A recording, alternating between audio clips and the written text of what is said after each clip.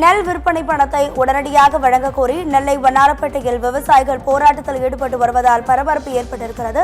இது தொடர்பான கூடுதல் தகவல்களை நமது செய்தியாளர் வனராஜ் சங்கர் வழங்கிட கேட்கலாம். வனராஜ் சங்கர், வணக்கம். உங்க விரிவான தகவல். ராதிகா வணக்கம்.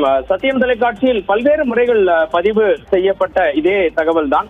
திருநெல்வேலி மாவட்டத்தின் அனைத்து விவசாயிகளிடம் மத்திய அரசு நெல் கொள்முதல் நிலையமான NCCF மூலம் கொள்முதல் செய்யப்பட்ட நெல்லுக்கு 3 மாதங்கள் ஆகியும் இது நாள் வரையும் விவசாயிகளுக்கு பணம் பட்டுவாடா செய்யப்படவில்லை. அதன் காரணமாக விவசாயிகள் வட்டிக்கு கடன் வாங்கியும் நகைகளை அடகு வைத்தும் விவசாயத்திற்கு செலவு செய்த தொகையை கூட திரும்ப செலுத்த முடியாமல் மிகவும் கஷ்டமான சூழ்நிலையில் வாழ்ந்து வருகிறோம்.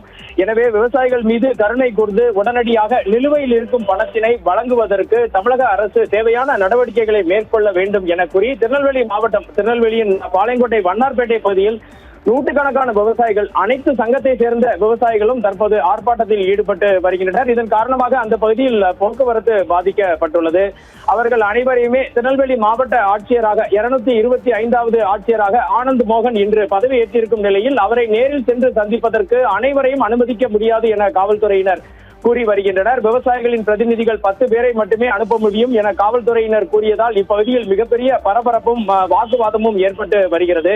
அனைத்து விவசாயிகளின் ஒட்டுமொத்த நிலையை மாவட்ட ஆட்சியரிடம் தெரிவிப்பதற்காக எங்கள் அனைவரையும் அனுமதிக்க வேண்டும் என விவசாயிகள் கோரிக்கை விடுத்து வருகின்றனர். காவல்துறையினர் 10 பேரை மட்டுமே அனுமதிக்க முடியும் என தெரிவித்து வருவதால் இந்த பகுதியில் மிகப்பெரிய பரபரப்பும் போக்குவரத்து பாதிப்பும் ஏற்பட்டு உள்ளது.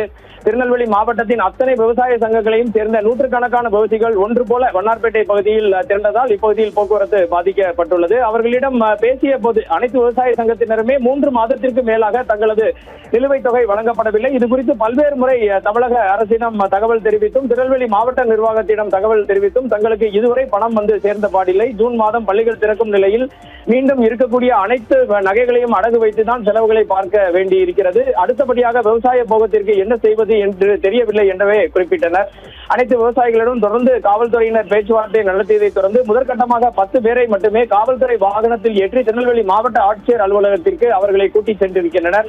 இந்த இடமே ஒரே போர்க்களமாக இருக்கிறது என்று குறிப்பிட வேண்டும் ராதிகா. தொடர்ந்து நிகழ்வுகளையும் தகவல்களையும் திரட்டி கொண்டிருக்கிறோம். தொடர்ந்து இந்த விவசாயிகளுக்கு பணம் வந்து சேராத நிலையை அவர்களை மிகப்பெரிய கொந்தளிப்பு நிலைக்கு கொண்டு போய் இருக்கிறதை நம்மால் பார்க்க முடிகிறது ராதிகா. இதுவே இங்கு இருக்கும் கள நிலவரம் ராதிகா.